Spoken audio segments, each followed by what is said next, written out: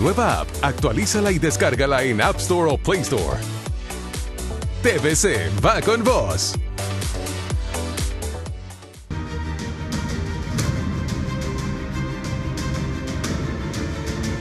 Buenas tardes, esto es Día Político por TSI. Rápidamente las noticias, un comunicado del Tribunal de Justicia Electoral que usted mirará en pantalla establece la petición que está haciendo al gobierno, estrictamente la Secretaría de Finanzas. Yo le voy a leer el numeral 2 y el numeral 3.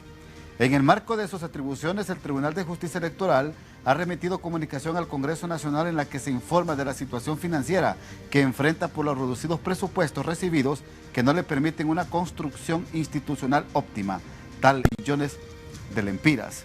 Además, de igual forma, dice, para el ejercicio fiscal 2020 se aprobaron 35 millones de lempiras, representando un tercio del presupuesto solicitado en consideración a la necesidad de dotar a este organismo electoral.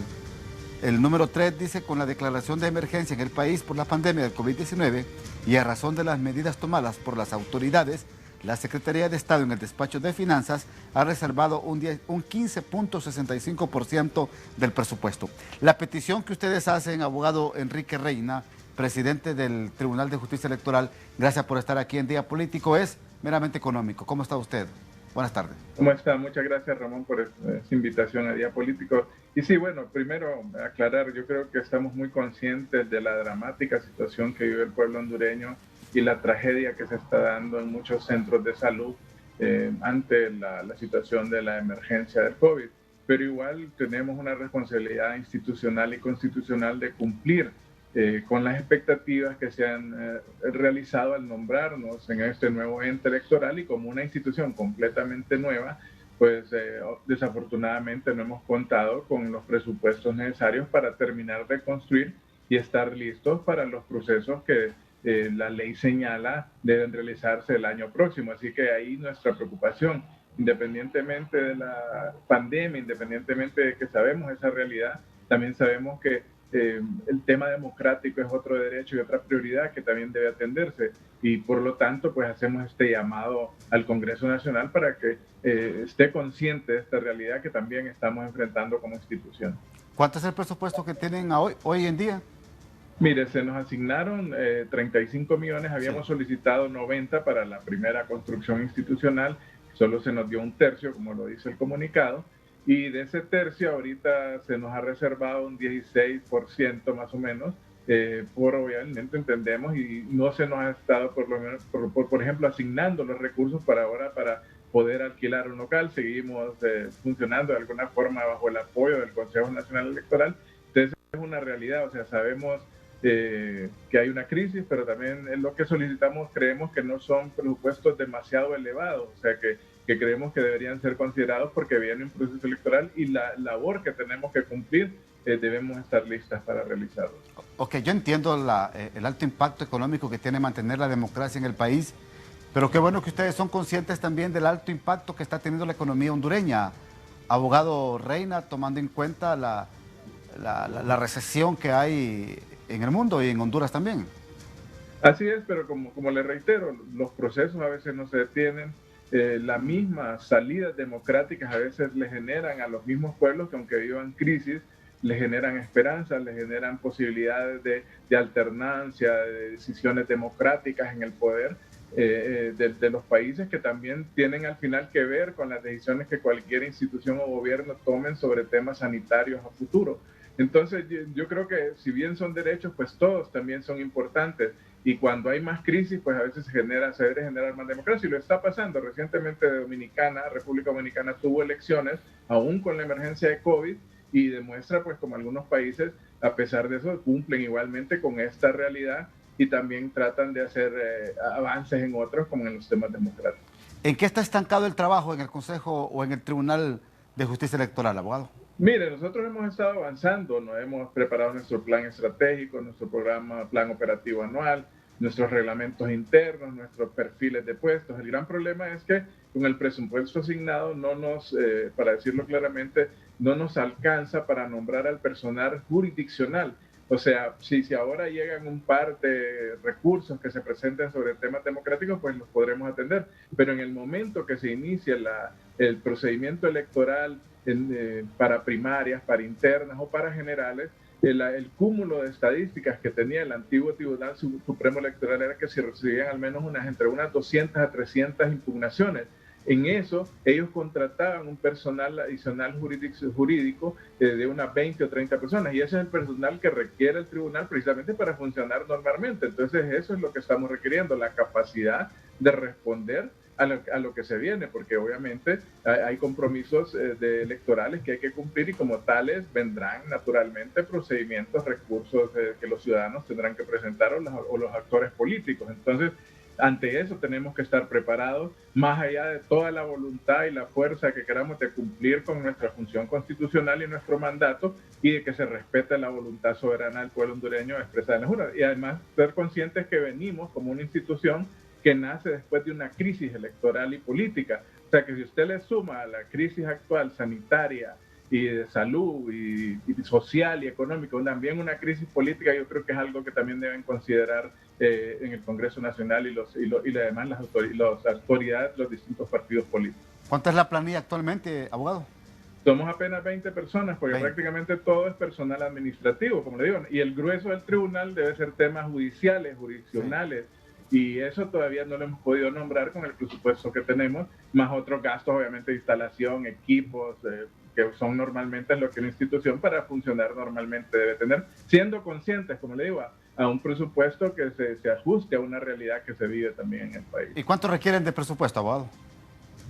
Mire, nosotros estamos solicitando esa ampliación de al menos unos 30 millones adicionales para hacer estos nombramientos, poder capacitar a la gente y estar listos precisamente para el proceso. Además, se ha enviado ahora un presupuesto electoral para primarias y generales, que es como también lo hace el CNE normalmente, de unos 30 millones para primarias y unos 40 para generales. Y como le digo, siendo muy conscientes a cumplir con esos requerimientos, pero igual, si viene un número enorme de recursos en un proceso primario, aunque no sería humanamente posible a 4 personas poder dar respuestas rápidamente, y además otra búsqueda que tenemos es de crear un sistema electrónico que facilite este tipo de presentaciones. Entonces, como le digo, es realmente un presupuesto consciente para una realidad democrática y de unos derechos que no tenemos que perder de vista, porque, como le reitero, también los derechos sociales, sanitarios y económicos tienen que ver con los derechos democráticos. Gracias, abogado Enrique Reina, presidente del Tribunal de Justicia Electoral, muy amable por atendernos en Día Político. Muchas gracias, Ramón. Un saludo. Gracias. Vamos a la pausa.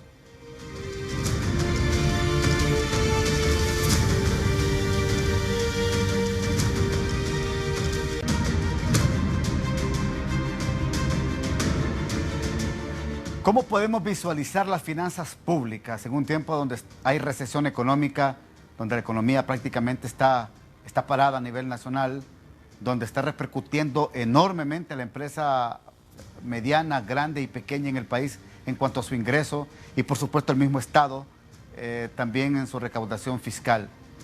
Pregunto esto porque elecciones primarias se avecinan en Honduras para marzo del 2021 y el costo de estas podrían ser entre 1.000 a 1.200 millones de lempiras. Yo le consulto a expertos. Don Julio Raudales, expresidente del Colegio de Economistas de Honduras, ¿cómo afrontar esta difícil situación económica en vista de este proceso electoral que se avecina en el país? Buenas tardes. Buenas tardes, Ramón, Matute y amigos de Día Político. Sí, el problema fiscal está permeando absolutamente a todo el país, Ramón. No solamente el tema electoral, que evidentemente es un tema fundamental, importante y que no debemos de perder de vista. Pero hay que recordar que hay problemas ingentes en el país en este momento, como el mismo control de la pandemia que se está yendo de las manos del gobierno. La curva de contagios crece día con día. La cantidad de camas en los hospitales se va haciendo cada vez más precaria. La situación de medicamentos, de acceso a condiciones de bioseguridad para la población es cada vez más compleja. La acción del gobierno en estos temas es fundamental si es que no se quiere que la economía caiga tan fuertemente como va hasta el momento, Ramón. porque las empresas privadas más grandes, como los maquiladores, los supermercados, etcétera, las medianas empresas que tienen más de 100 trabajadores o más de 50 trabajadores, pues cuentan con capital de trabajo lo suficientemente fuerte como para que provean ellos mismos a sus empleados de las condiciones de seguridad, del transporte, para que puedan mantenerse trabajando. Pero esa, lamentablemente, en el caso de Honduras, no es la realidad, Ramón, de la generalidad de los trabajadores y trabajadoras en el país. En Honduras, de 4.2 millones de trabajadores que hay, de acuerdo a la encuesta de hogares del año pasado, apenas menos de 1 millón, quizás llegando a 1 millón de trabajadores del sector formal de la economía, ¿verdad? Pero la gran mayoría de trabajadores lo hacen por cuenta propia y es muy difícil que ellos puedan acondicionarse adecuadamente para no contagiarse. Ahí es donde el rol subsidiario del Estado es necesario. Es fundamental que el Estado, que el gobierno, en su presupuesto provea insumos para la protección y seguridad de los trabajadores por cuenta propia y también para la protección y seguridad de los trabajadores de la micro y pequeña empresa, que son otra cantidad importante también de trabajadores en el país. Estamos hablando, en fin, de 3.5 millones de trabajadores quizás que deberían ser protegidos por el mismo gobierno. ¿De dónde va a sacar plata el gobierno para eso? Es complicado porque ha habido una caída muy fuerte en la recaudación. Ya la ministra Tábora lo ha expresado, ¿verdad? Que hay un gap, hay una brecha en este momento de aproximadamente unos 13.000 a 15.000 millones de lempiras, ¿verdad? Que le hacen falta al gobierno, que ha tenido que sufragar solicitando créditos internacionales. La situación es complicada, no se ha podido pagar el mes de junio en la planilla normal del gobierno. Y si a eso sumamos también, Ramón, el tema de la ENE, que es otro problema grande que ya tenía el país desde antes, los problemas de cómo lograr que la educación no se caiga tampoco, porque imagínate, Ramón, en este momento hay 22.000 escuelas públicas en el país, en el sector rural y urbano, pero la gran mayoría de ellas, el 70%, ni siquiera tienen energía eléctrica. Ramón, ¿cómo podés esperar que van a tener una plataforma para que los profesores puedan dar clases y el año no se pierda? Sí, es decir, sí, la cantidad de problemas y presiones que el gobierno tiene en este momento son enormes. Entonces, a eso sumarle también que en agosto hay que hacer la convocatoria a elecciones internas en el país, la cosa se puede complicar muchísimo. Ahora, ¿usted cree que eso? Bueno, aquí tenemos que hacer un sacrificio todos, es la opinión de los expertos. Un sacrificio todos, comenzando con el mismo gobierno. Pero también los partidos políticos tienen que hacer un sacrificio. Hay quienes dicen, licenciado Raudales, que cada partido político financia sus propias elecciones primarias en marzo y así evitar ese costo de más de 1.200 millones de lempiras. Es que mira, Ramón, el problema es que en Honduras estamos acostumbrados a tener un gasto público, a tener una recaudación tributaria de país neoliberal, como dicen, pero un gasto público de país socialista, ¿verdad? Populista. Entonces, así las cosas no funcionan. Aquí todo el mundo espera que el gobierno le dé, solo tender la mano, ¿verdad? Y eso no es privativo de la gente que vive en las zonas marginales ni rurales, es privativo de todos. Aquí los partidos políticos están esperando que el gobierno les sufrague su gasto para la campaña o para mediante la deuda política o para el tema de la organización de las elecciones. Y aquí hay un elemento clave. Yo no estoy seguro, Ramón, y lamentablemente no me quedó tiempo de estudiarlo cuando me hiciste la pregunta en la mañana, de qué es lo que la ley dice al respecto, pero los expertos en el tema lo saben, seguramente tienen la respuesta. Yo no sé si la ley obliga al gobierno a financiar las elecciones internas o las elecciones primarias, si es potestad y tiene que estar en el presupuesto del país, la organización y administración del proceso eleccionario. Pero si eso es así, estamos ante un gran problema y yo creo que ya el Congreso Nacional debería de ir tomando una medida, ¿verdad? Licenciado, pero está el Congreso Nacional. Si hay voluntad política de los diputados y si hay voluntad política de los partidos políticos, un decreto transitorio, sí, un decreto de emergencia, digamos, correcto, ¿no? Un decreto de emergencia para modificar este renglón presupuestario en el ejercicio fiscal 2021, se puede hacer. Es que por eso y evitar ese gasto. Por eso yo insisto mucho, Ramón, en la importancia que tiene que el gobierno hubiera presentado, y digo hubiera ahora porque ya siento que es un poco tarde hoy, pero que el gobierno presentara un nuevo proyecto de presupuesto al país. Desde que nos enteramos de que había una crisis en el mes de marzo, el gobierno en 3 semanas, máximo un mes, podía haber elaborado un anteproyecto de presupuesto nuevo, adecuado a la nueva realidad del país para presentarlo al Congreso Nacional, pero estamos en el mes de julio ya, casi llegando a agosto, Ramón, y todavía no sabemos exactamente en qué se va a gastar la plata que va a ingresar en los próximos meses, que de por sí ya está recortada, ¿verdad? O va a tener recortes fuertes, que va a ingresar en los meses al erario, o para qué van a utilizar los préstamos que se van a negociar o que se están negociando en este momento. Es muy importante esto y no se le ha dado Correcto. la primacía fundamental. ¿Qué recomienda usted a los partidos políticos?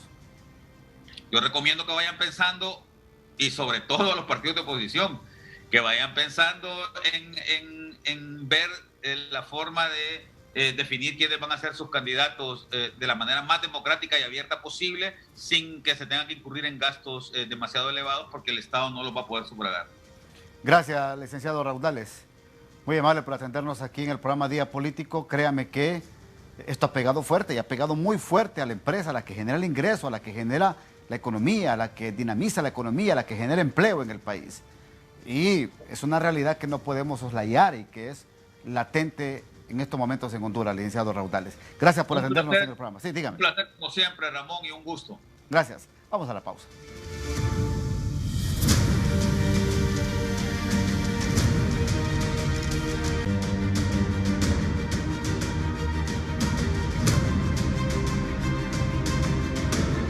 Continuamos en Día Político por TSI. Diputado Germán Altamirano, de Libertad y Refundación, usted integra esta comisión especial que está apoyando para un nuevo censo electoral depurado en Honduras. ¿Cómo avanza esta comisión de diputados que ha hecho hasta hoy en día? Buenas tardes.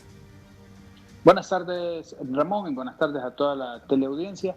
Sí, en efecto, la comisión ha estado avanzando en los temas específicos de cómo poder apoyar a los entes encargados de darle un censo legal, un censo real, pero además transparente a la población hondureña. Esto precisamente porque desde Libertad y Refundación estamos nosotros interesados en devolverle la credibilidad democrática al pueblo hondureño, que se ha perdido desde el golpe de Estado y se ha ratificado con los fraudes electorales que se han vivido en los últimos tiempos. Es por eso que hoy se le está dando un apoyo de forma directa con la representación de las distintas bancadas de partidos a la construcción de un nuevo censo, un censo en donde ya no estén los compatriotas que se han ido a vivir fuera del país y que tampoco sigan votando los muertos como hasta ahora lo han venido haciendo. Así que ese es el interés genuino, ese es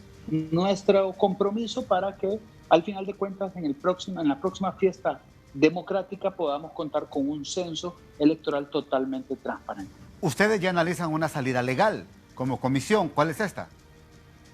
Bueno, mire, lo que se está buscando es una interpretación, obviamente, a la Constitución para poderle dar una salida genuina a este problema, dado que definitivamente el censo electoral va a ser muy complicado que esté para el próximo proceso primario, es decir, para la próxima convocatoria que se estará haciendo en septiembre. Entonces, lo que nosotros buscamos es darle una salida constitucional a ese problema para que en las elecciones generales se pueda ya utilizar ese nuevo censo, el censo que se está empezando a construir, dado que ya el registro de las personas pues, nos comunicó que se empezó con ese proceso de enrolamiento y demás. Así que por eso es que lo que estamos garantizando es que la población pueda contar con ese nuevo censo ya construido de forma transparente para el próximo proceso electoral y que no sean los muertos los que sigan escogiendo las autoridades que hoy estamos viendo el reflejo de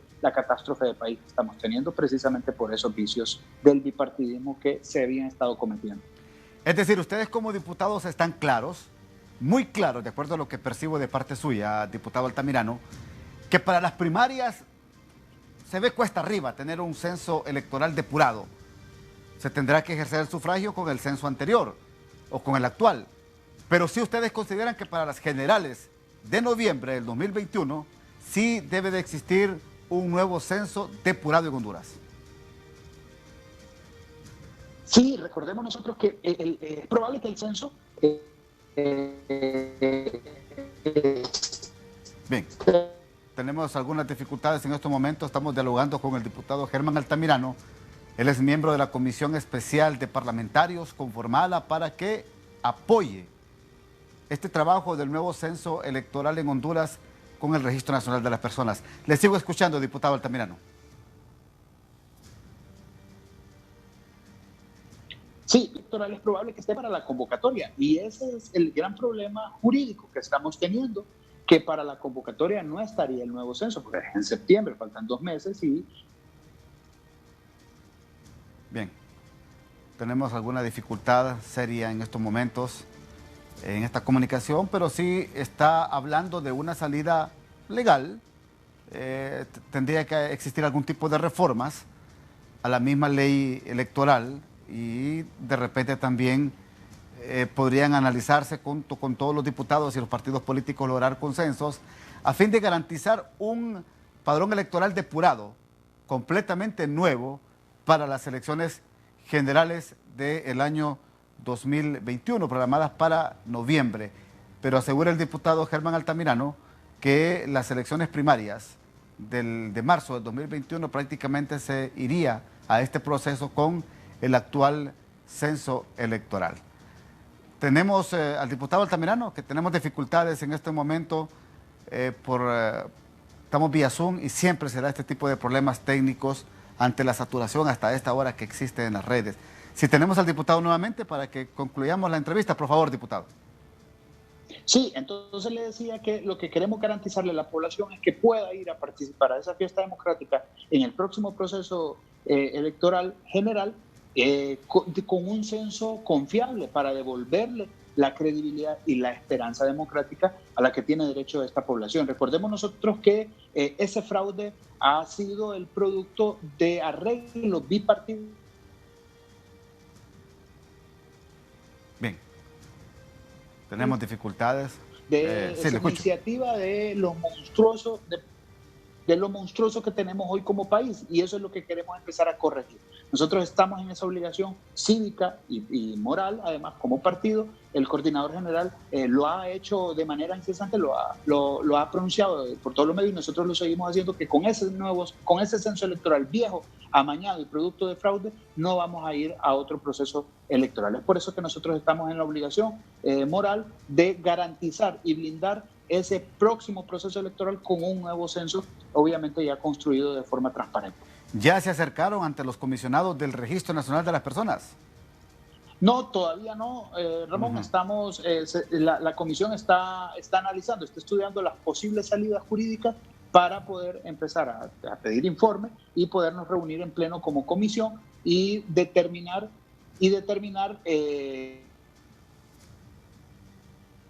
Seguimos dialogando con el diputado Germán Altamirano. Repito. ¿Cuál sería la salida que vamos a proponer en el próximo proceso electoral de forma transparente?